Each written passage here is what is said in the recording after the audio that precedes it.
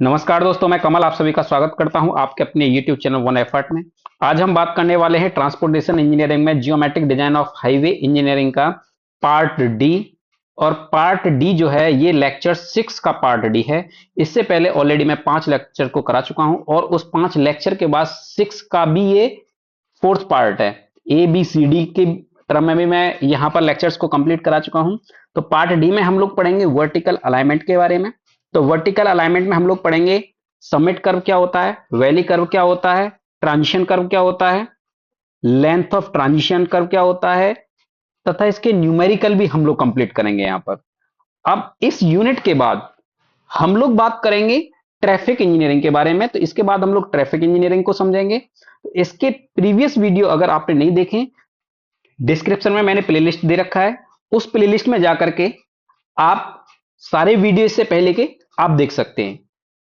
अब हमारा टॉपिक है वर्टिकल अलाइनमेंट।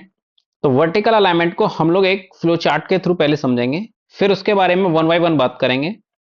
तो अगर हम फ्लो चार्ट में जैसा कि देख रहे हैं, जैसे वर्टिकल अलाइनमेंट, तो वर्टिकल अलाइनमेंट होता क्या है, देखिए वर्टिकल अलाइनमेंट जो है इसका फ्लो चार्ट कुछ इस तरीके से है कि इसको दो पार्ट में डिवाइड किया गया है वर्टिकल अलाइनमेंट को। एक तो है वर्टिकल कर्व और दूसरा है ग्रेडियंट। अगर वर्टिकल कर्व की बात करें हम, तो वर्टिकल कर्व को डिवाइड किया गया है दो पार्ट में। एक तो है हमारा समिट कर्व, जिसको हम लोग क्रेस्ट कर्व भी बात करते हैं। दूसरा डिवाइड किया गया है इसको सैक कर्व में। तो सैक कर्व का दूसरा नाम है वैली कर्व। तो ये एक पार्ट है वर्टिकल कर्व, और इसी में जो वर्टिकल अलाइनमेंट में है ये दूसरा पार्ट है ग्रेडियंट। तो ग्रेडियंट की जब हम बात करें, तो ग्रेडियंट बेसिकली चार पार्ट में डिवाइड होता है: ruling gradient, limiting gradient, exceptional gradient और एक मिनिमम ग्रेडियंट। तो इनके बारे में वन बाय वन बात करेंगे। यानी कि अगर मैं वर्टिकल अलाइनमेंट की बात करूं, तो ये बेसिकली दो पार्ट में डिवाइड हुआ है, वर्टिकल कर्व और ग्रेडियंट में। तो वर्टिकल कर्व है दो पार्ट में डिवाइड और ग्रेडियंट है चार पार्ट में डिवाइड। तो सबसे पहले हम लोग बात करेंगे यहां पर ग्रेडियंट के बारे में, फिर उसके बाद बात करेंगे हम लोग वर्टिकल कर्व के बारे में। तो देखिए, अगर मैं बात करूं यहां पर वर्टिकल ग्रेडियंट की, तो ग्रेडियंट क्या होता है। देखिए, ग्रेडियंट क्या होता है कि हॉरिजॉन्टल के रेस्पेक्ट में, अगर मान लीजिए मैं यहां पर एक लाइन यहां पर ड्रॉ करता हूं, हॉरिजॉन्टल के रेस्पेक्ट में रोड की लेंथ के साथ साथ राइज और फॉल के रेट को ही ग्रेडियंट कहा जाता है। जैसे अगर मान लीजिए हॉरिजॉन्टल के रेस्पेक्ट में क्या है, ये हॉरिजॉन्टल हो गया और ये वर्टिकल हो गया, है ना। और ये जो लाइन है हमारी, देखिए ये वाली ब्लू कलर की जो लाइन है, इसी को हम लोग क्या कहते हैं, ग्रेडियंट। यही क्या बनाती है, ग्रेडियंट बनाती है। जैसा कि आप फिगर में देख रहे हैं, देखिए यहां पर जैसा कि हम लोग फिगर में देख रहे हैं, तो ये क्या है हमारा, ये देखिए ये तो हो गया हॉरिजॉन्टल और ये हो गया वर्टिकल, और इस पर ये आ गया हमारा रोड। तो रोड में क्या बन गया, एक स्लोप बन गया, है ना। इसी को हम लोग कह रहे हैं ग्रेडियंट। अब देखिए यहां पर क्या है कि ये लेंथ दे रखी है हॉरिजॉन्टल की, यहां पर 1000, और ये दे रखी है 25 मीटर, मीटर में दे रखी है। तो अब हम क्या करेंगे, हम इसको इस तरीके से भी हम लोग पढ़ सकते हैं कि 1000 को जब हम डिवाइड करेंगे 25 से, तो ये आएगा, या फिर हम इस तरीके से कहें इसको 25 डिवाइड बाई 1000। तो 25 से जब हम 1000 को डिवाइड करेंगे, मीटर में है ये वैल्यू, तो ये वैल्यू आएगी 25 जा 1 अपॉन में 40। तो ये जो बनेगा इसको कहेंगे 1 होगा हमारा वर्टिकल और 40 होगा ये हॉरिजॉन्टल। तो हम इस तरीके से कह सकते हैं कि ये जो है डिस्टेंस या हाइट ये 1 होगी। कब, जब हमारा इसमें 40 मीटर, अगर मीटर में बात कर रहे हैं तो ये 1 मीटर होगा, तो इसको हम लोग पढ़ सकते हैं ये 40 मीटर होगा। तो इस पर जो बनेगा वो स्लोप बन जाएगा, इसी को हम लोग कहते हैं ग्रेडियंट। अब देखिए, तो जैसा कि मैंने अभी बताया आपको ग्रेडियंट के बारे में, तो ग्रेडियंट चार टाइप के होते हैं। ग्रेडियंट चार टाइप के होते हैं। पहला है हमारा रूलिंग ग्रेडियंट, और एक है हमारा यहां पर लिमिटिंग ग्रेडियंट, एक है हमारा एक्सेप्शनल ग्रेडियंट, और एक है हमारा मिनिमम ग्रेडियंट। जैसा कि आप फिगर में देख रहे हैं, रूलिंग ग्रेडियंट कुछ इस तरीके का होता है, और लिमिटिंग ग्रेडियंट इस तरीके का होता है, और एक्सेप्शनल ग्रेडियंट कुछ इस तरीके का होता है। तो अगर हम बात करें यहां पर रूलिंग ग्रेडियंट की, तो रूलिंग ग्रेडियंट क्या होता है, देखिए जैसा कि आप फिगर में देख रहे हैं, ये एक वो मैक्सिमम ग्रेडियंट है जिसका यूज रोड प्रोफाइल को डिजाइन करने के लिए किया जाता है। इसे हम लोग क्या करते हैं, डिजाइन ग्रेडियंट के रूप में भी जानते हैं। दूसरा, अगर मैं बात करूं लिमिटिंग ग्रेडियंट की, तो लिमिटिंग ग्रेडियंट क्या होता है, लिमिटिंग ग्रेडियंट ये एक रूलिंग ग्रेडियंट से भी है ना ज्यादा स्टीपर होता है। देखिए जैसा कि आप फिगर में देख रहे हैं, ये तो थोड़ा कम स्टीपर था पहला वाला, और दूसरा वाला है यहां पर ये रोड देख रहे हैं आप, इस रोड में ये ज्यादा स्टीपर है, किससे? रूलिंग ग्रेडियंट से। तो ये जो है ये रूलिंग ग्रेडियंट से भी ज्यादा स्टीपर है। इसका जो यूज है तब भी किया जाता है जब रूलिंग ग्रेडियंट के साथ साथ जो कॉस्ट ऑफ कंस्ट्रक्शन है वो एनॉर्मस होता है, बहुत ज्यादा होता है। तब उस केस में हम क्या करते हैं, हम जो है लिमिटिंग ग्रेडियंट प्रोवाइड कराते हैं। भाई मान लीजिए कि अगर आपका कॉस्ट ऑफ कंस्ट्रक्शन है वो आप मान करके चल रहे हैं 10 लाख रुपए, और आपका 10 लाख रुपए, और आपका जो कॉस्ट ऑफ कंस्ट्रक्शन है वो आ रहा है 20 लाख रुपए, तो ये तो बहुत ज्यादा हो गया ना, आपके बजट से बहुत ज्यादा हो गया। तो उस केस में क्या करते हैं हम लोग, जो ग्रेडियंट है उसको स्टीपर प्रोवाइड करा देते हैं, तो उसी को कहते हैं हम लोग लिमिटिंग ग्रेडियंट। अब नेक्स्ट आता है एक्सेप्शनल ग्रेडियंट। अब एक्सेप्शनल ग्रेडियंट कौन सा होता है? एक्सेप्शनल ग्रेडियंट ये दोनों ग्रेडियंट से भी ज्यादा जो है स्टीपर होता है। अब दोनों ग्रेडियंट यानी कि रूलिंग ग्रेडियंट और लिमिटिंग ग्रेडियंट, ये दोनों से क्या होता है, ज्यादा स्टीपर होता है। इसका यूज तभी किया जाता है जब हमारी कोई भी कंडीशन जो है अनअवॉइडेबल हो, और इस ग्रेडियंट का जो यूज है 100 मीटर से लंबे रोड पर, या अगर मान लीजिए कोई भी लेंथ है जिसकी 100 मीटर से ज्यादा लेंथ है तो उस पर हम लोग यूज नहीं करते हैं, तो 100 मीटर के अंडर ही हम लोग इसको यूज करेंगे। और मिनिमम ग्रेडियंट क्या होता है, ड्रेनेज ऑफ वाटर के लिए हम लोग इसका इस्तेमाल करते हैं। तो यहां पर ये डेफिनेशन लिखी हुई है। तो ruling gradient, it is the maximum gradient using which is required for design road profile, it is also called as design gradient.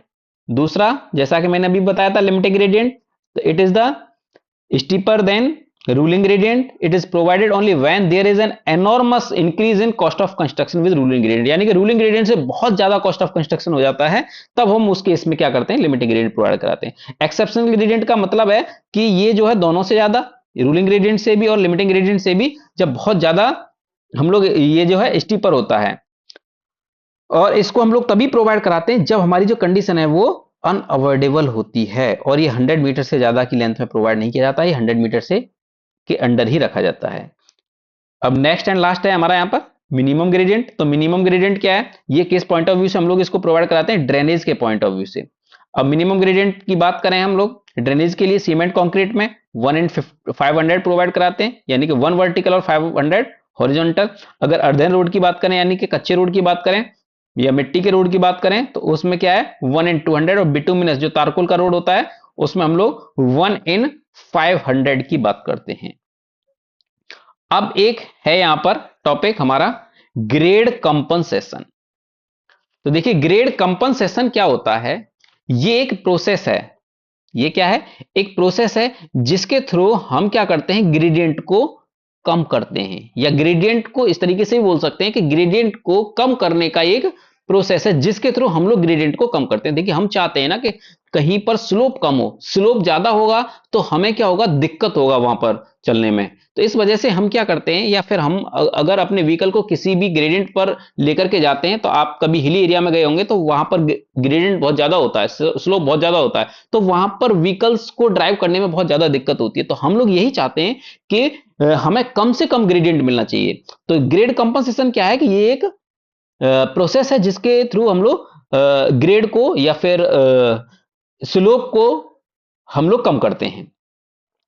अच्छा, इसमें जो रोड है, रोड के सरफेस को इस तरह से डिजाइन किया जाता है कि जो व्हीकल है हमारा, व्हीकल की स्पीड को कंट्रोल किया जा सके, और रोड की सेफ्टी को इंक्रीज किया जा सके, है ना। स्पीड भी कम हो जाए, और रोड की जो है जो हमारा सेफ्टी है, सेफ्टी पॉइंट ऑफ व्यू से भी हम लोग वहां पर चल सकें। अब देखिए यहां पर पॉइंट में भी दे रखा है कि it is provided where gradient and AC occur है। एसी का मतलब यहां पर सुपर एलिवेशन, तो इसको हम लोग जब भी प्रोवाइड कराते हैं जब ग्रेडियंट और सुपर एलिवेशन दोनों एक साथ होते हैं, वहां पर हम लोग ग्रेड कंपनसेशन प्रोवाइड कराते हैं। ग्रेड कंपनसेशन का मतलब एक तरीके का यही है, ग्रेड को कम करना। ग्रेड का मतलब यहां पर ग्रेडियंट मतलब स्लोप को कम करना। तो आईआरसी क्या कहता है भाई, as per IRC grade compensation will be this. तो दिस का मतलब 30 + R/R और 75/R। तो आईएआरसी जो है, इंडियन रोड कांग्रेस, ये कहता है कि ग्रेड कंपनसेशन की वैल्यू को कैलकुलेट करना है कैसे, इस फॉर्मूले के थ्रू। एक तो ये फॉर्मूला है 30+r/r और दूसरा है 75/r। इसमें से जो भी वैल्यू कम होगी उसको हम लोग कंसीडर करेंगे। एक नोट में यहां पर, ये एक नोट है और नोट भी दे रखा है यहां पर, इंपोर्टेंट नोट है कि यहां पर क्या है कि अगर ग्रेडियंट देखिए 4% से कम है तो हम लोग ग्रेड कंपनसेशन की रिक्वायरमेंट रखेंगे, अगर ज्यादा है तो हम लोग प्रोवाइड नहीं कराएंगे। इसके ऊपर इस पर बेस्ड एक न्यूमेरिकल कर लेते हैं। तो न्यूमेरिकल है हमारा कि if the gradient of the road is 1/20 and radius of curve is 120 metre, then find grade compensation by IRC and compensate gradient. देखिए दोनों वर्ड अलग अलग हैं। कंपनसेशन का मतलब कितना कंपनसेट करना है, कितना कंपनसेट करेंगे, और कंपनसेट का मतलब होता है यहां पर कि जो टोटल है, टोटल में से कितना माइनस करेंगे, जो कंपनसेट हुआ है उसको हम लोग कंपनसेट कहेंगे। तो यहां पर क्या है, देखिए यहां पर जो दे रखा है हमें, ग्रेड दे रखा है, ग्रेडियंट की वैल्यू दे रखी है हमें 1/20, और क्या दे रखा है, रेडियस ऑफ कर्व दे रखा है 120 मीटर, फाइंड करवा रहा है ग्रेड कंपनसेशन और कंपनसेटेड ग्रेडियंट। तो हम जानते हैं कि एज पर आईआरसी 30+r/r, यहां से निकाल लेंगे एक, तो ये वैल्यू आएगी, दूसरा 75/r, इससे वैल्यू निकालेंगे तो एक वैल्यू ये आएगी। तो इसमें हमने कहा था एज पर आईआरसी, इसमें जो भी वैल्यू मिनिमम होती है उसको हम लोग ग्रेड कंपनसेशन के लिए यूज करते हैं। तो मिनिमम वैल्यू कौन सी हमारी, दिस 0.625। तो ये हो गया आपका ग्रेड कंपनसेशन। यहां पर ये ग्रेड है, ये ग्रेड नहीं है ना, ग्रेड कंपनसेशन ये हो गया 0.625%।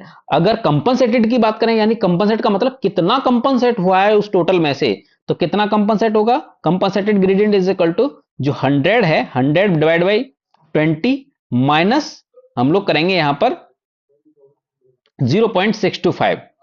0.625 कहां से आया है, ये जो हमारा हमने कंसीडर किया था कितना कम करना है।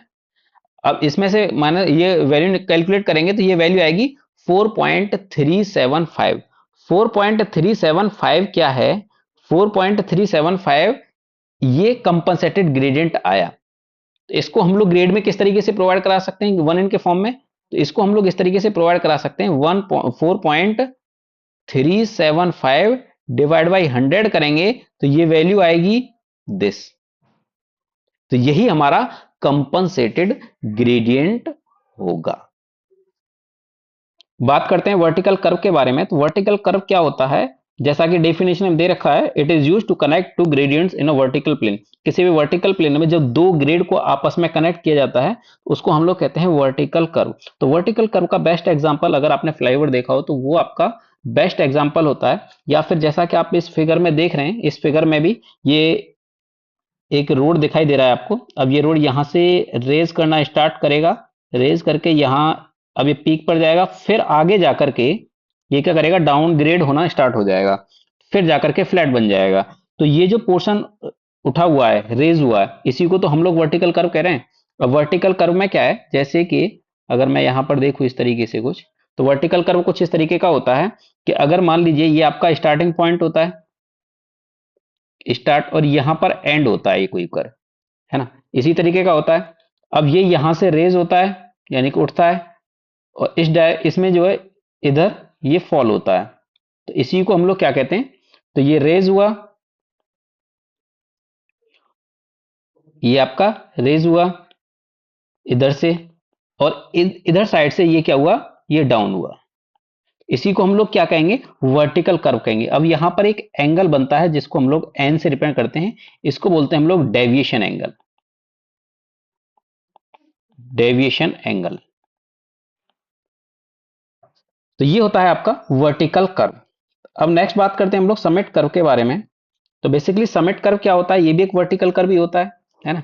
ये एक वर्टिकल होता है जिसमें कॉन्वेक्सिविटी जो होती है वो अपवर्ड होती है, और कॉन्केविटी जो होती है, कॉन्केविटी वो डाउनवर्ड होती है। अच्छा, अगर हम बात करें इसमें इसमें कॉन्वेक्सिविटी और कॉन्केविटी के बारे में, तो देखिए अगर मैं किसी भी हाईवे की बात करता हूं या किसी भी एक्सप्रेसवे की जब हम बात कर रहे हैं यहाँ पे, तो ये कर्व जो होता है वो कुछ इस तरीके का होता है, ये कुछ इस तरीके का होता है। तो देखिए इसका इसके दो पोर्शन बने हुए हैं, एक तो ये पोर्शन है अपवर्ड और एक ये है डाउनवर्ड, है ना। तो अपवर्ड वाला जो पोर्शन है इसको बोलते हैं हम लोग कॉन्वेक्सिविटी,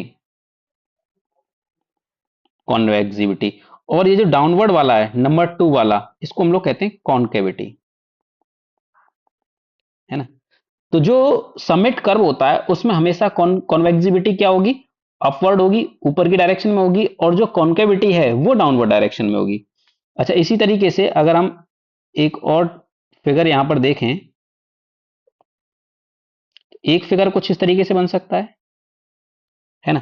तो इसमें क्या है कि मैंने इसको 1 नंबर ले लिया और इसको 2 नंबर ले लिया। तो 1 नंबर पर क्या होगा, ये आपका कॉन्वेक्सिविटी हो गई, कॉन्वेक्सिविटी हो गई, और ये आपका कॉन्केविटी हो गया, कॉन्केविटी हो गया। तो ये जो ए है, ए वाला मैं इसको नाम दे रहा हूं और बी नाम मैं इसको दे रहा हूं। तो जो ए वाला है ये हमें मिलता है समिट कर्व में, समिट कर्व में देखने को। और जो बी वाला है, बी वाला जो फिगर है ये हमें देखने को मिलता है वैली कर्व में। तो ये हम लोग आगे डिस्कस करेंगे।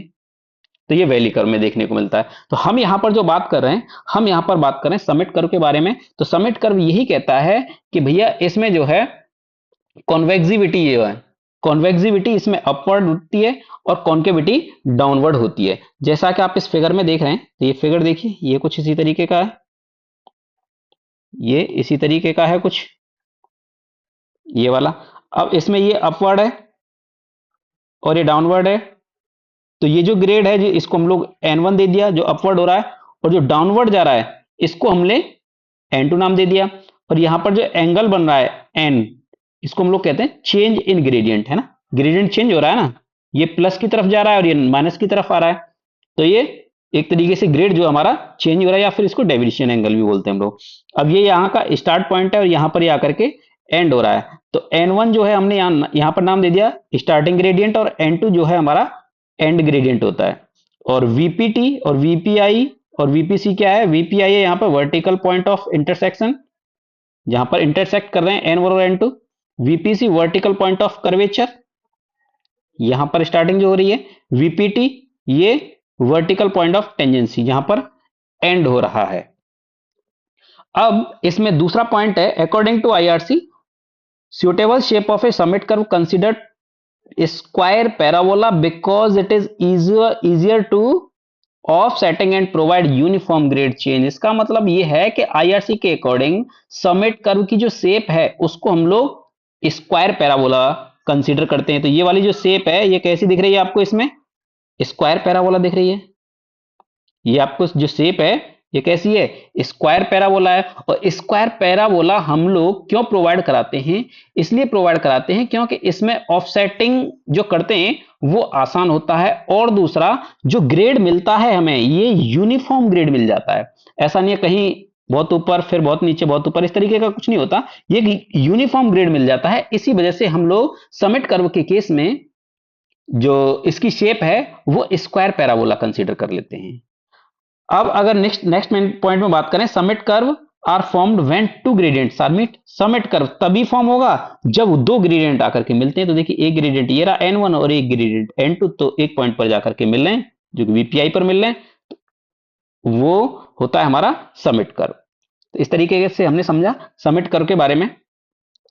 अब इसमें कुछ जो है केस बनते हैं समिट कर्व में भी।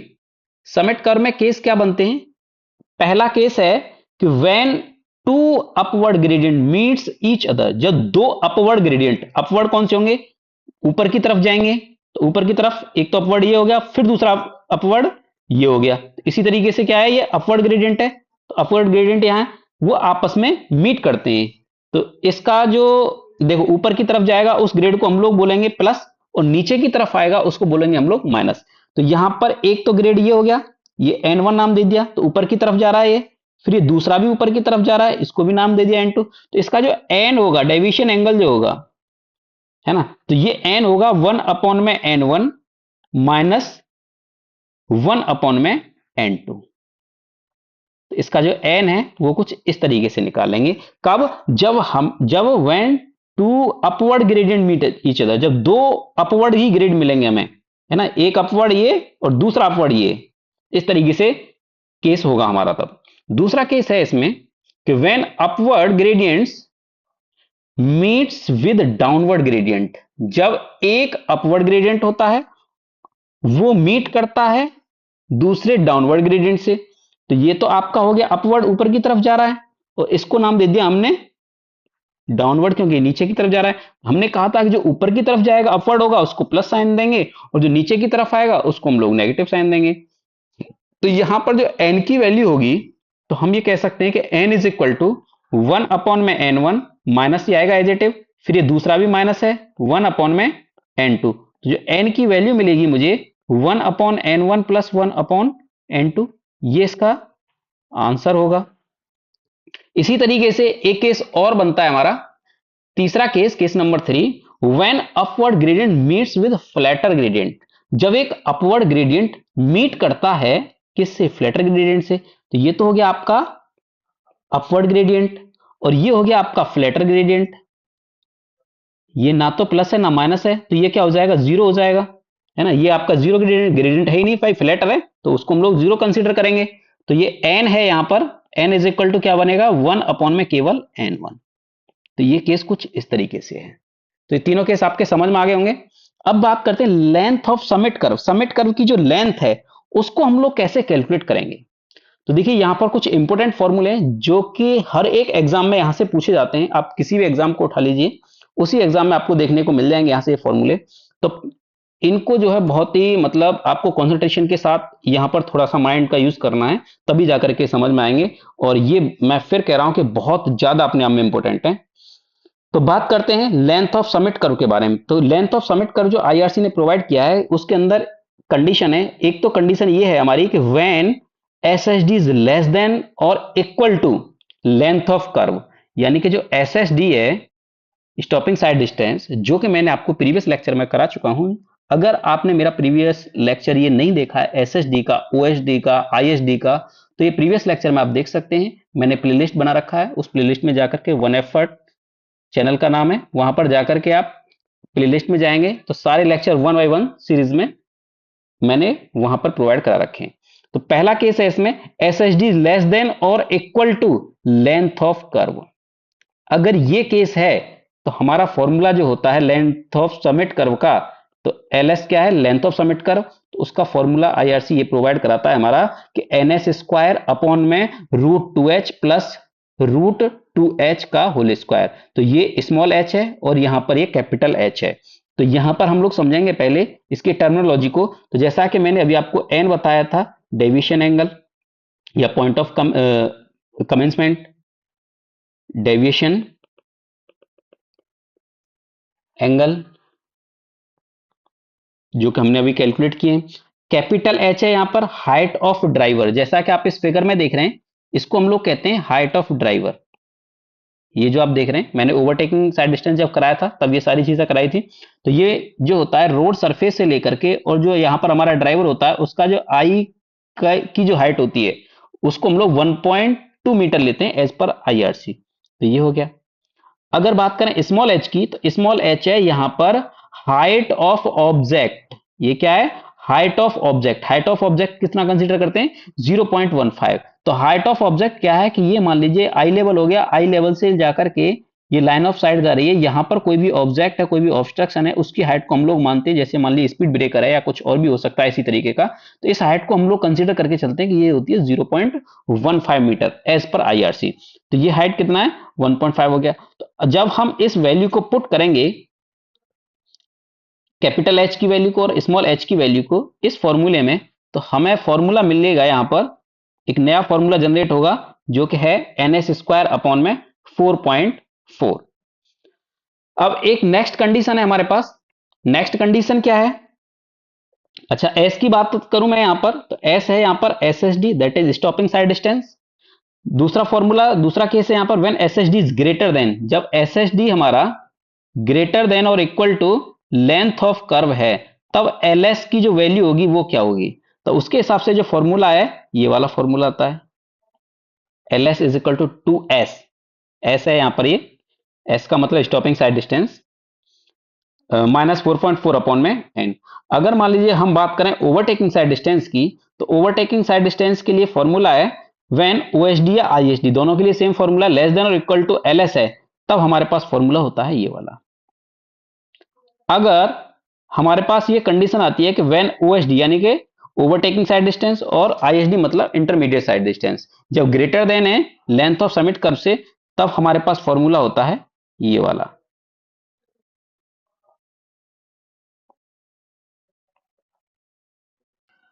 अब हम बात करते हैं न्यूमेरिकल के बारे में। तो न्यूमेरिकल हमारा बेस्ड है जो अभी हमने पढ़े हैं ये फॉर्मूले सारे, एसएसडी और ओएसडी में लेंथ ऑफ समिट कर्व की जो वैल्यू है कितना कंसीडर करेंगे, तो उन पर बेस्ड ये न्यूमेरिकल है। बहुत ही इंपॉर्टेंट न्यूमेरिकल है ये भी, इनसे और आसानी से समझ में आएंगे फॉर्मूले में। तो क्वेश्चन है हमारा कुछ इस तरीके से, a vertical summit curve is to be design when the up gradient meets 1 in 50 and another down gradient 1 in 80, assume SSD 180 metre, then find the length of summit curve by IRC।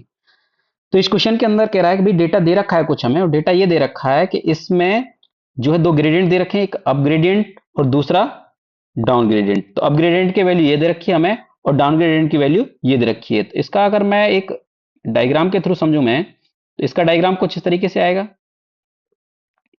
ये हो गया।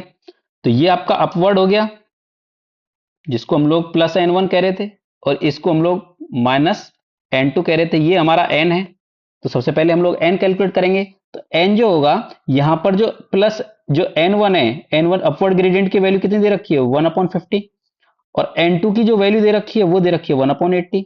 तो n की value क्या हो जाएगी, हमने पढ़ा था अभी 1/n1 minus 1/n2, that is n is equal to क्या हो जाएगा 1/50 माइनस 1/80, सॉरी प्लस। तो ये होगा हमारा, यहां पर ये वाला निकल करके आएगा n, n की वैल्यू यहां से कैलकुलेट कर लेंगे। अब बात करें केस वन की, तो जो कि हमने अभी दो केस पढ़े थे, दो केस में है, पहला केस है हमारा जब हमारा S S D less than और इक्वल टू एल एस है। तो उस कंडीशन में हम क्या करेंगे, हमारे पास फॉर्मूला होता है L S is equal to length of curve होता है ये। तो उस कंडीशन में हम लोग क्या करेंगे, एन एस स्क्वायर अपॉन में 4.4।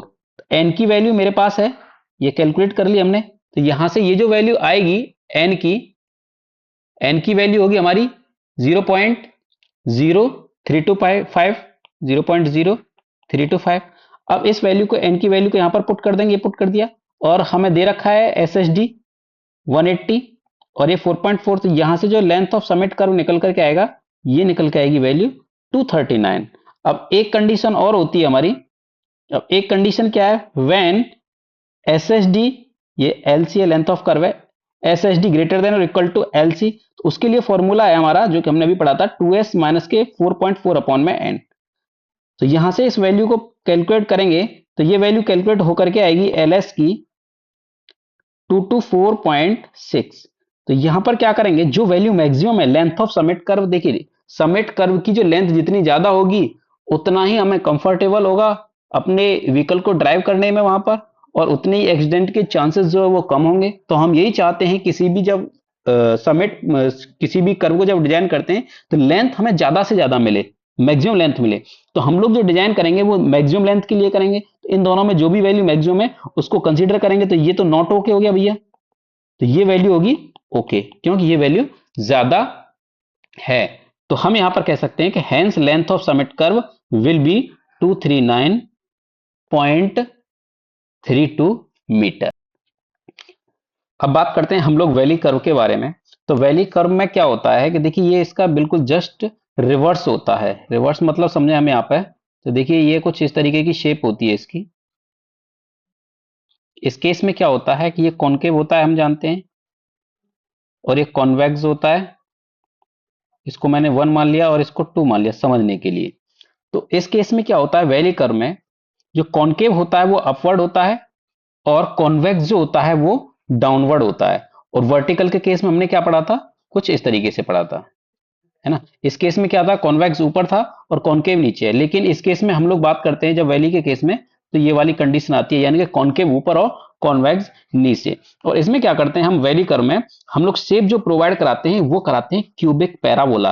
क्यूबिक पैरा वैली कर्व में हम जो है शेप जो है वो क्यूबिक पैराबोला प्रोवाइड कराते हैं। क्यूबिक पैराबोला इसलिए प्रोवाइड कराते हैं कि उससे सेंट्रीफ्यूगल फोर्स का इफेक्ट जो है कम हो जाता है। सेंट्रीफ्यूगल फोर्स का इफेक्ट कम करने के लिए हम लोग वैली कर्व में शेप उसकी क्यूबिक पैराबोला प्रोवाइड कराते हैं। इससे क्या होता है, सेंट्रीफ्यूगल फोर्स से हमने पहले मैं ऑलरेडी इसके ऊपर वीडियो बना चुका हूं, इससे डिस्कंफर्ट क्रिएट होता है पैसेंजर को। तो उस डिस्कंफर्ट को कम करने के लिए, रिड्यूस करने के लिए हम लोग वैली कर्व में always cubic parabola shape provide कराते हैं। जैसा कि आप इस फिगर में देख रहे हैं, ये फिगर है, देखिए इसमें कॉनकेव ऊपर है, कॉनकेव ऊपर है और इसमें कॉन्वेक्स नीचे है। तो यहां पर क्या होगा, कॉनकेव होगा और यहां पर कॉन्वेक्स होगा।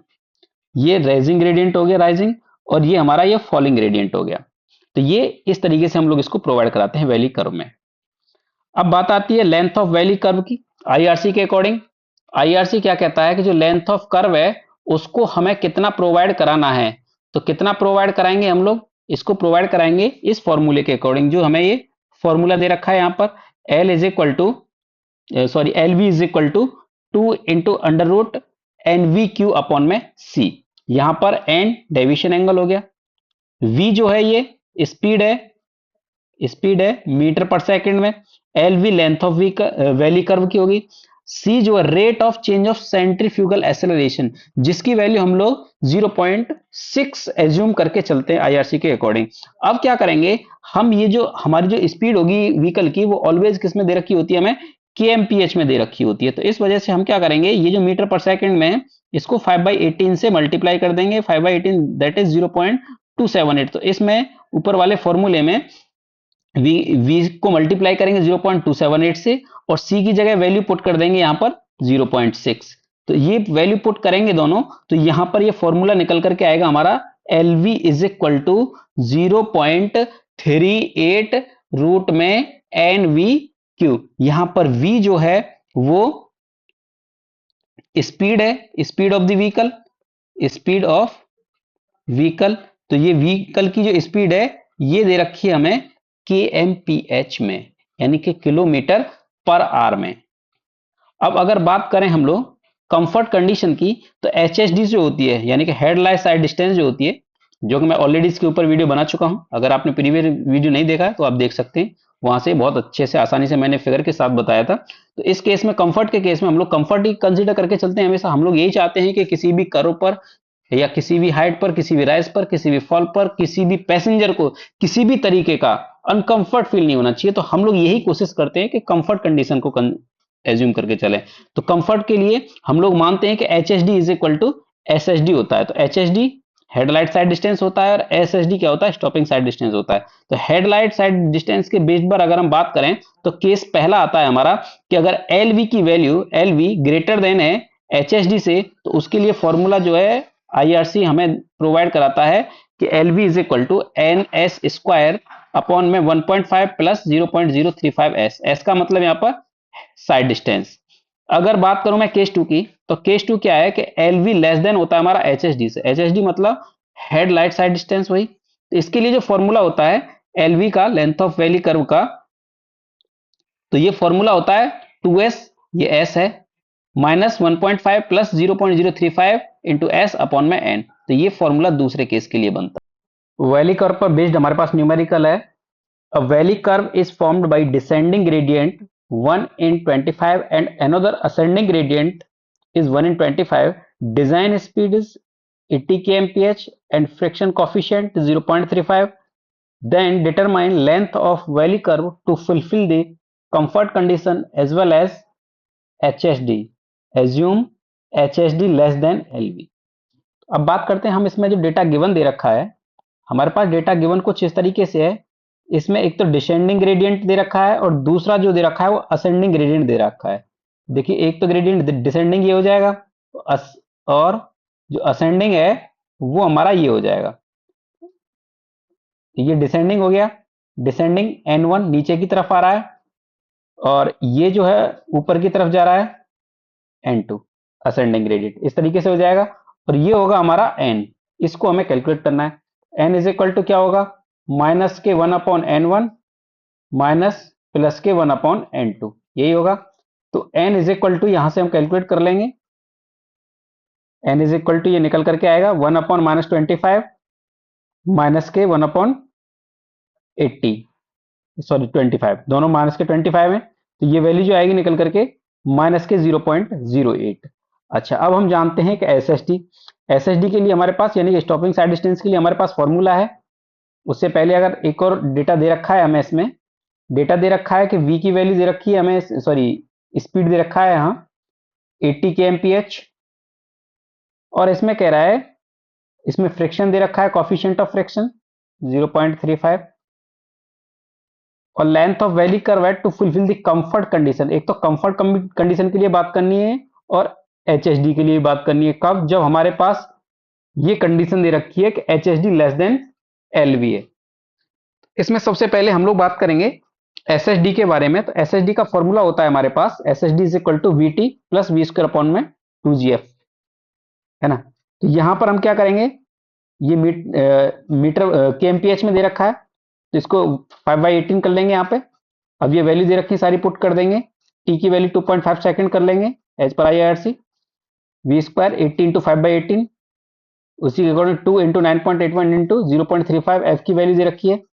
उसके बाद हमारे पास एसएसडी की वैल्यू आ जाएगी यहाँ पे 127.463 मीटर। यहाँ एन हमने कैलकुलेट कर लिया।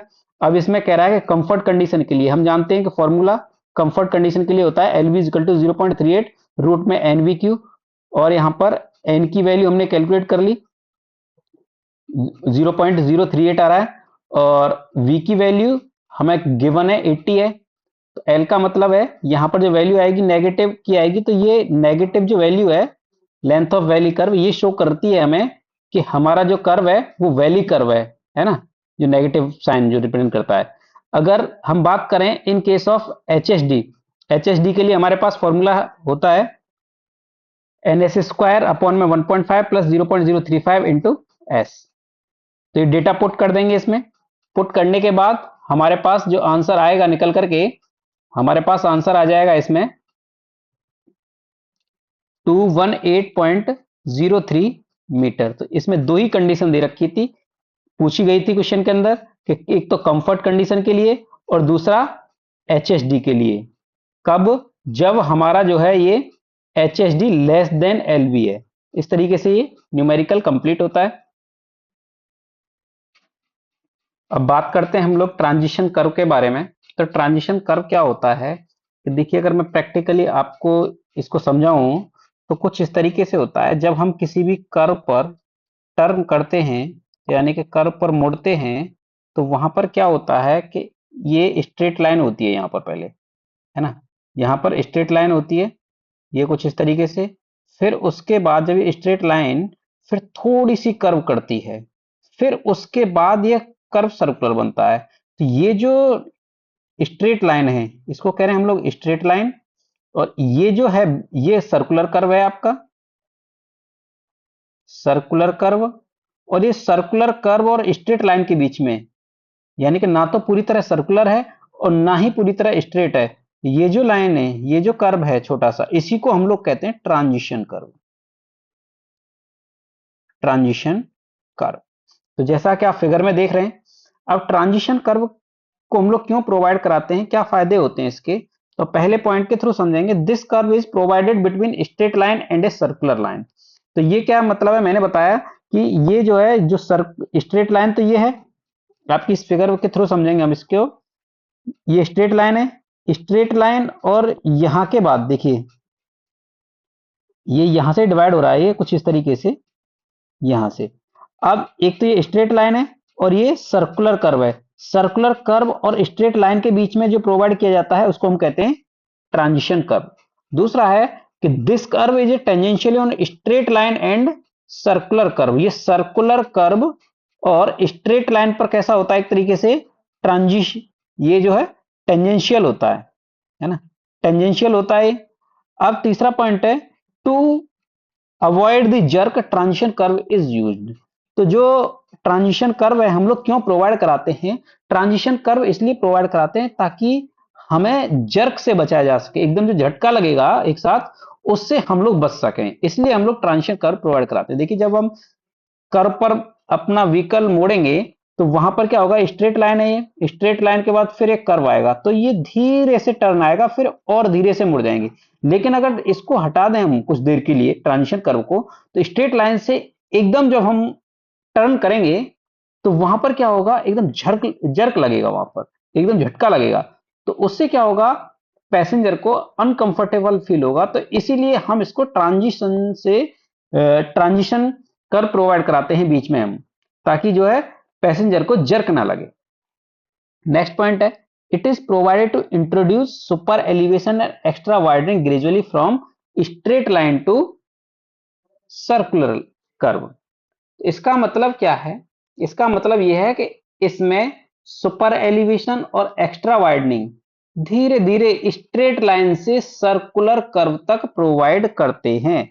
तो जो ये स्ट्रेट लाइन है और ये सर्कुलर कर्व है, इसमें हम लोग धीरे धीरे दोनों चीजें प्रोवाइड कराते हैं, एक्स्ट्रा वाइडनिंग भी और सुपर एलिवेशन भी। एक्स्ट्रा वाइडनिंग तो ये हो जाएगी, अब यहां से स्टार्ट करेंगे इस पॉइंट से, यहां जीरो होगी, फिर उसके बाद धीरे धीरे एक्स्ट्रा एक्स्ट्रा वाइडनिंग यहाँ पर इंक्रीज होती चलेगी। जहां पर कर्व होगा तो ये मैक्सिमम विड्थ बन जाएगी इसकी, है ना। फिर उसके बाद जितना सर्कुलर कर्व है उसमें ये मैक्सिमम विड्थ रहेगी कांस्टेंट, फिर उसके बाद ये डिक्रीज होना स्टार्ट हो जाएगी यहां से, और एक जगह जाकर के ये खत्म हो जाएगी स्ट्रेट लाइन से जस्ट पहले।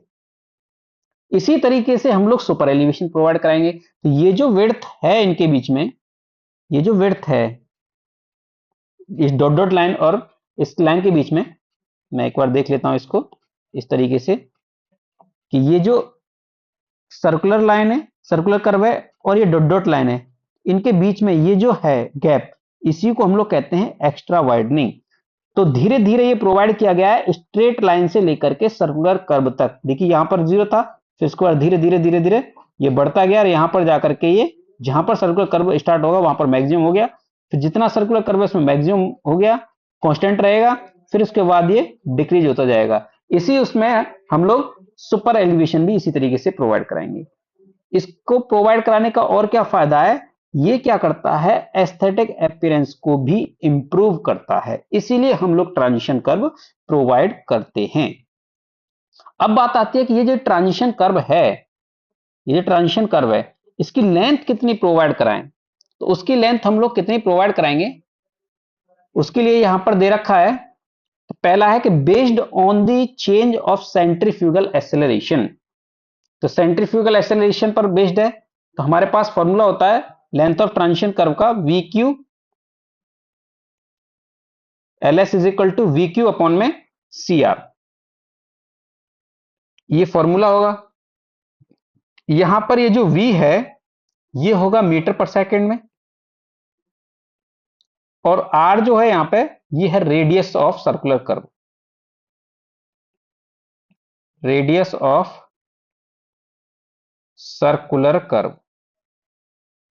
और ये जो c है, c की वैल्यू कैसे कैलकुलेट करेंगे हम लोग, ये है rate of change of centrifugal acceleration, तो 80 अपॉन में 75 प्लस में v, और जो c की वैल्यू है ये वैल्यू आनी चाहिए हमारी 0.5 से लेकर के 0.8 के बीच में, उसी को हम लोग कंसीडर करेंगे। एक क्राइटेरिया हमारा यहां से एल एस निकालने का ये वाला हो गया, यहां से एल एस निकल आएगा सेंट्रीफ्यूगल पर बेस्ड। अब दूसरा है rate of change of super elevation, super elevation के रेट ऑफ चेंज पर बेस्ड एक ये फॉर्मूला बनेगा यहां पर। तो इसमें कंडीशन है कि अगर मान लीजिए कि हमारा जो पेमेंट है रोटेट कर रहा है about inner as, inner as के अबाउट अगर रोटेट कर रहा है, तो यहां पर हम लोग डायग्राम से देख लेंगे। देखिए ये डायग्राम है हमारे पास, दो कंडीशन दे रखी है यहां पे, और दो कंडीशन क्या है कि अगर मान लीजिए कि हमारा जो पेमेंट है अगर रोटेट कर रहा है, ये इनर एज हो गया और यहां पर सेंटर लाइन हो गया, तो दोनों तरीके से हम लोग प्रोवाइड करा सकते हैं, दोनों तरीके से हम लोग रोटेट करा सकते हैं। अगर मान लीजिए यहां पर ये इनर एज के अबाउट रोटेट किया जा रहा है, तो उसके लिए फॉर्मूला ये लगेगा एल एस का। एल एस का फॉर्मूला क्या कहां पर होगा, क्या होगा, L S is equal to E N W plus W E. W क्या है, विड्थ ऑफ पेमेंट, और डब्ल्यू ई एक्स्ट्रा वाइडनिंग। तो विड्थ ऑफ पेमेंट ये वाला हो गया, विड्थ ऑफ पेमेंट यहां पर ये वाला हो गया, और एक्स्ट्रा वाइडनिंग ये वाला हो गया, ये वाला एक्स्ट्रा वाइडनिंग हो गया। तो इन दोनों को मिलाकर के क्या बनेगा, टोटल विड्थ ऑफ पेमेंट बनेगा। तो यहां पर W प्लस डब्ल्यू क्या बन जाएगा, ये बी होता है। तो यहां से हम इस फॉर्मूले को इस तरीके से भी लिख सकते हैं। दूसरा तरीका, अगर इसको सेंटर लाइन के अबाउट रोटेट किया जा रहा है, उसके लिए फॉर्मूला होता है हमारे पास L S is equal to E by two and W plus W E super elevation की बात कर रहे हैं हम लोग। L S is equal to E into N into ये बी बन जाएगा, E into N into B upon में टू। एन जो है यहां पर, एन की वैल्यू, एन क्या होगा सबसे पहले तो ये जानेंगे। तो एन जो होगा यहां पर, एन कहलाएगा rate of change of super elevation, rate of change of super elevation. तो ये एन होगा। तो एन की वैल्यू 150 लेंगे, कब, for plain and rolling terrain है तो। एन की वैल्यू 60 कंसीडर करेंगे अगर हिली टेरेन है तो एक एलएस यहां से निकलेगा, दूसरा एलएस हम यहां से निकाल सकते हैं। तीसरा होगा एम्पिरिकल फॉर्मूला।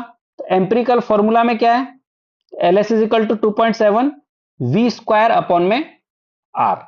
अब यहां पर ये जो वी होगा, वी आपका के एमपीएच में होगा यहां पर। और ये जो फॉर्मूला है, ये वाला फॉर्मूला, ये फॉर्मूला कब यूज होगा, ये होगा हमारा for plain and rolling terrain के लिए, रोलिंग टेरेन के लिए। और एक फॉर्मूला ये हमारे पास L S is equal to V square upon में आर। तो ये कब फॉर्मूला यूज होगा, ये होगा अगर हमारा जो कर्व है वो स्टीप एंड माउंटेनियस टेरेन है तो, अगर माउंटेनियस टेरेन है तब। तो ये तीन फॉर्मूले होंगे। अब देखिए हमने तीन तीन फॉर्मूले निकाले। एक फॉर्मूला निकाला हमने सी के बेस पर, सी के बेस पर निकाला था। तो सी के बेस पर यानी कि rate of change of centrifugal acceleration. और दूसरा हमने कैलकुलेट किया यहां पर, एक तो निकाला हमने, कैलकुलेट किया यानी कि rate of change of centrifugal acceleration C पर बेस्ड। दूसरा निकाला हमने फॉर्मूला एलएस का, यहां से एलएस ही निकालना है ये सब का। अब दूसरा था हमारा rate of change of super elevation, यहां से भी एक एलएस निकाला था। तीसरा हमने कैलकुलेट किया है एम्पिरिकल फॉर्मूला पर, यहां से भी हमने एक एलएस निकाला है। अब क्या होगा, बात यह आती है कि इसमें से कंसीडर कौन सा करेंगे। तो देखिए जो maximum of the above three formula होगा, तो कौन कौन से, सी, एसई और एम्पिरिकल फॉर्मूला, इनमें से तीनों में से जो वैल्यू मैक्सिमम होगी उसको हम लोग कंसीडर करेंगे। तो यहां पर लिख सकते हैं एक नोट में कि maximum of above three formula used, formula used. अब बात आती है शिफ्ट ऑफ अ कर्व की, कर्व कितना शिफ्ट हुआ है। तो देखिए कर्व कितना शिफ्ट हुआ है, ये शिफ्ट हुआ है ना, यहां पर ये कर्व यहां था, अब यहां आ गया। तो कितना शिफ्ट हुआ है, इसको पता करने के लिए हमारे पास एक फॉर्मूला होता है S is equal to L S square upon में 24 अपॉन में आर। तो एल एस की वैल्यू यहां पर कंसीडर करेंगे, एल एस की वैल्यू कंसीडर करेंगे जो इन तीनों में से मैक्सिमम है उसको। अब बात करते हैं टाइप्स ऑफ ट्रांजिशन कर्व। तो ट्रांजिशन कर्व की बात करें अब हम, तो ट्रांजिशन कर्व बेसिकली तीन टाइप के होते हैं, तीन टाइप के होते हैं। एक होता है क्यूबिक, स्पाइरल और क्लोथॉइड। दूसरा होता है क्यूबिक, पैराबोला और फ्रॉड ट्रांजिशन कर्व। तीसरा होता है लेमनिस्केट कर्व। तो ये किस तरीके से होते हैं कि देखिए इस फिगर में देख रहे हैं आप, जैसे कि अगर मान लीजिए कि अगर कोई भी हमारा जो कर्व है कुछ इस तरीके से प्रोवाइड किया जा रहा है, तो ये कर्व कहलाएगा आपका स्पाइरल, यानी कि क्यूबिक स्पाइरल या फिर क्लोथॉइड भी बोलेंगे इसको। अगर इस तरीके से प्रोवाइड किया जा रहा है, इसको बोलेंगे हम लोग लेमनिस्केट। अगर इस शेप में प्रोवाइड किया जा रहा है तो उसको बोलेंगे क्यूबिक पैराबोला। ये तीन टाइप के कर्व होते हैं ट्रांजिशन कर्व।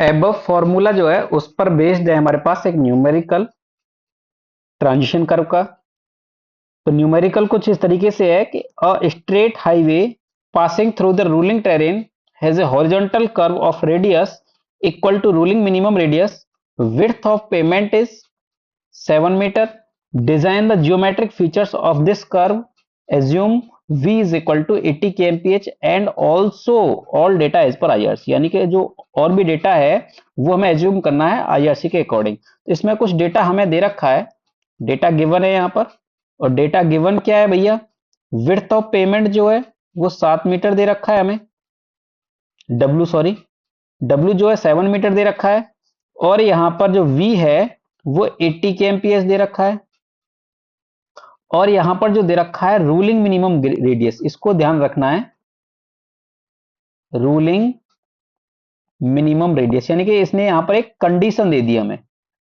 और यहां पर कह रहा है कि एज्यूम करना है डेटा एज पर IRC जो कहता है। तो देखिए हम जानते हैं यहां पे कि E plus F is equal to होता है हमारे पास वी स्क्वायर अपॉन 127R। तो यहां पर क्या करेंगे, हमने IRC के अकॉर्डिंग E की वैल्यू कंसीडर कर ली 0.07, एफ की वैल्यू यानी कि लेटरल फ्रिक्शन की वैल्यू 0.15 होती है, वी की वैल्यू दे रखी है 80 का स्क्वायर, यहां पर आर नहीं दे रखा है तो आर हमारा कैलकुलेट हो जाएगा यहां से, आर की वैल्यू आएगी 229.06 मीटर। अब बात करेंगे अगर सी की, तो सी के लिए हम जानते हैं 80 अपॉन में 75 प्लस सी, उसके बाद ये वैल्यू सी की पुट कर देंगे 80, तो ये वैल्यू आएगी सी की निकल करके 0.52। हमने कहा था कि ये वैल्यू होनी चाहिए 0.5 से लेकर के जो है 0.5 से लेकर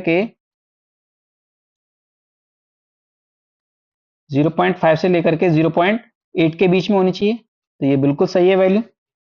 अब इसके बाद हम बात करते हैं एलएस की, एलएस को निकालेंगे तीन फॉर्मूले से, यानी कि एक तो सी पर बेस्ड होगा, हमने इसलिए सी की वैल्यू निकाली यहां पर, एक बेस्ड होगा आपका सुपर एलिवेशन पर एलएस की वैल्यू, एक बेस्ड होगा आपका एम्पिरिकल फॉर्मूला पर बेस्ड, यहां से एलएस की वैल्यू निकालेंगे, और इनमें जो मैक्सिमम होगी वैल्यू वो हमारी एलएस की वैल्यू होगी, और उस एलएस की वैल्यू का इस्तेमाल करके हम लोग शिफ्ट ऑफ कर्व निकाल देंगे, एस की वैल्यू, वही हमारा आंसर होगा। तो हम करते हैं एक बार सॉल्व, इसको सॉल्व करेंगे तो हम जानते हैं कि L S is equal to V Q upon में सी आर होता है। अब इसके लिए हमारे पास फॉर्मूला क्या है, v की वैल्यू दे रखी है 80 और 0.278 का मल्टीप्लाई कर दिया हमने। अब उसके बाद c की वैल्यू हमने कैलकुलेट करी 0.52 और r की वैल्यू हमने कैलकुलेट करी 229.06, तो यहां से हमारे पास ls की वैल्यू आ जाएगी, और ls की वैल्यू कितनी होगी 92.35, एक वैल्यू यहां से आ गई हमारी ls की।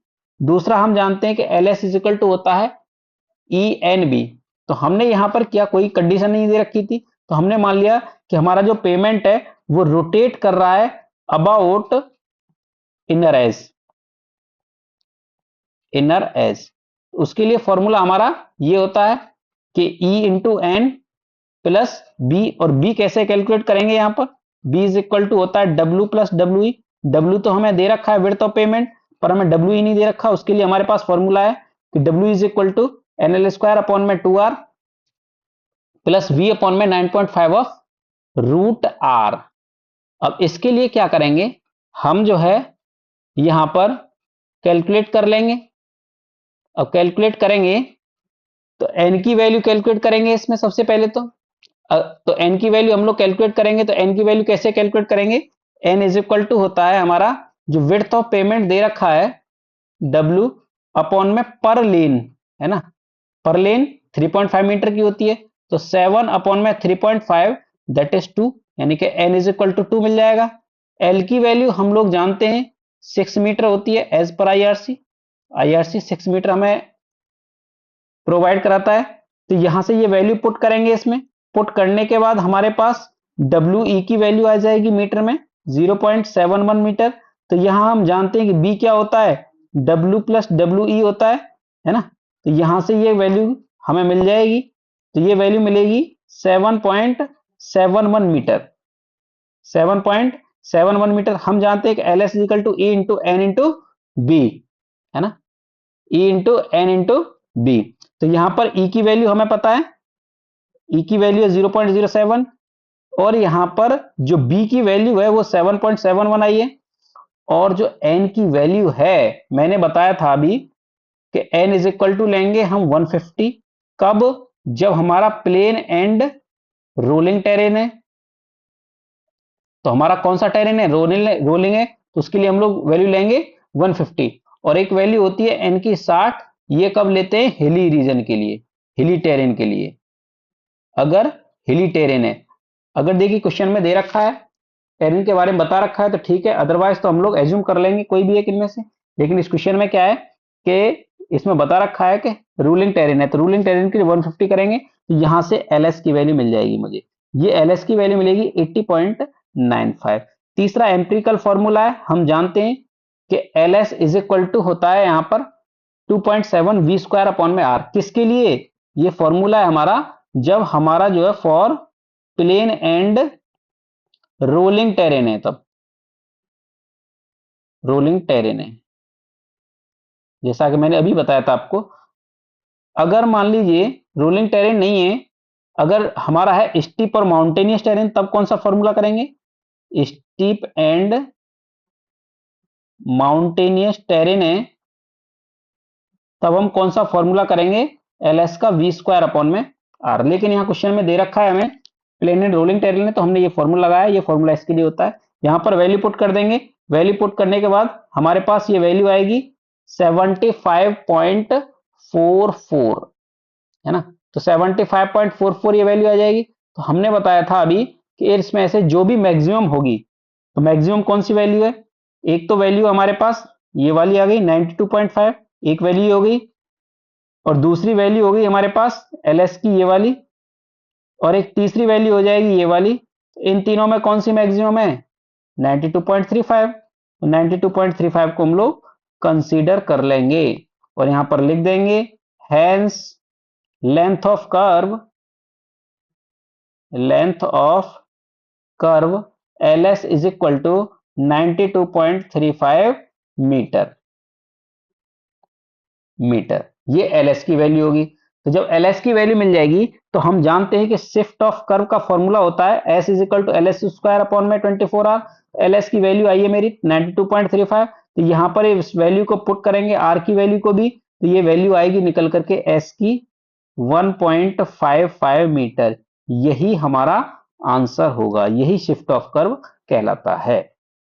तरीके से हमारा ये जो टॉपिक है ये कंप्लीट होता है। जो वर्टिकल अलाइनमेंट का पार्ट डी है ये हमारा कंप्लीट होता है। इसके अंदर हमने पढ़ा है समिट कर्व के बारे में, वैली कर्व के बारे में, ट्रांजिशन कर्व के बारे में, लेंथ ऑफ ट्रांजिशन कर्व के बारे में, और इसके न्यूमेरिकल भी हमने किए हैं।